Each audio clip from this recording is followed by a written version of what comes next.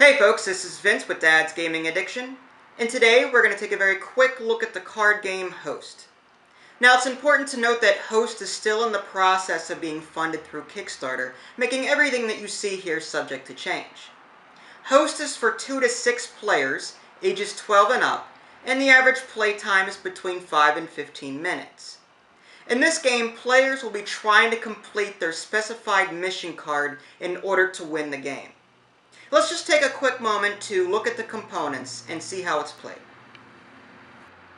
As far as the components are concerned, my copy of Host came with roughly 114 cards, which are further broken up into host cards, mission cards, and event cards.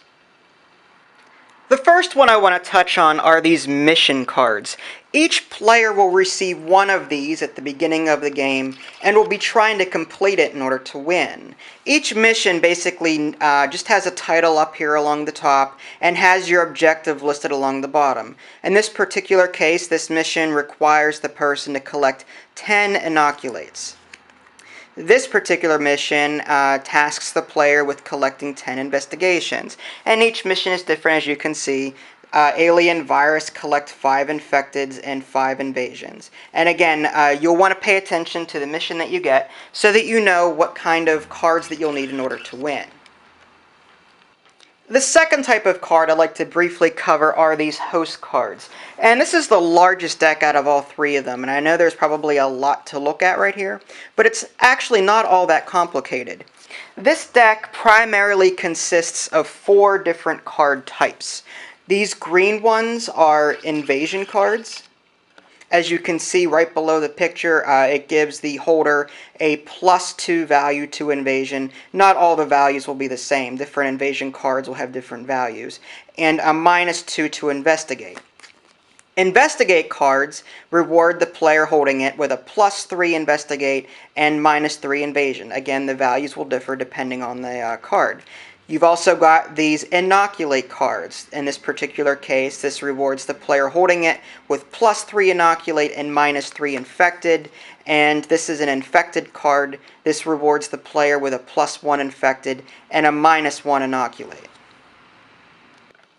Now, if you've been paying attention, you might have noticed that some of the cards actually conflict with one another, and you'd be correct. The invasion and the investigate cards actually conflict with one another.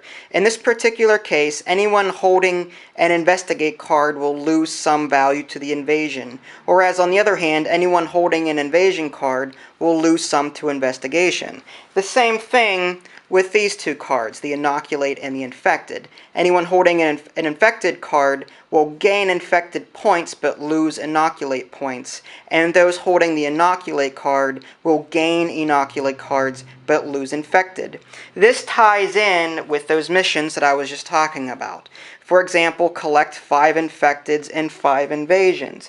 Well, in this particular case, the player is going to want these infected cards, whereas the player will actually not want these inoculate cards because according to this is a minus value on the infected. So the player will be trying to get rid of these cards and be trying to gain these cards to satisfy this objective down here.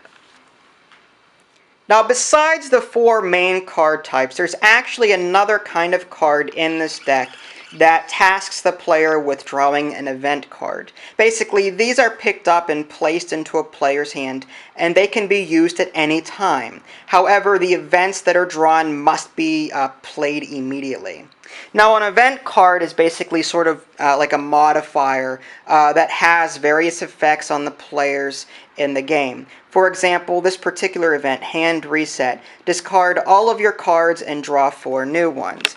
This is Prescription Addiction. New mission, collect 15 inoculates, ignore negatives. So there are actually a few missions stacked in with these event cards if you happen to draw them.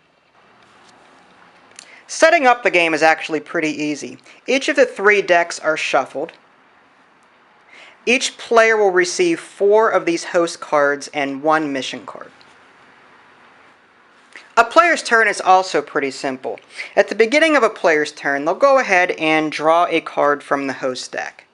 Now at this point, the player will take a look at their mission and see what their objective is. Then they'll take a look at the cards that they have in their hand and see if the cards they have satisfy the objective. If they do, then they win the game. If it doesn't satisfy the objective, they'll go ahead and pick a card that they don't want and pass it off to another player. After that, their turn ends and the next player goes. And that's pretty much all there is to it. Players will continue to take turns until one of them has managed to satisfy their mission. The person who does so wins the game. And there you have it. This is just a very brief look at the game host. Nothing fancy, but it should give you a general idea as far as how the game is played. Now, if you like what you see here, feel free to check out the game on Kickstarter. As of today, 10/29/2013, it has been funded. However, there are a few stretch goals that still remain unfulfilled. Now, you can also check out my written preview at www.dadsgamingaddiction.com, or you can simply click on the link in the below description. That'll take you there as well. This is Vince. Thanks for watching, and I'll catch you next time.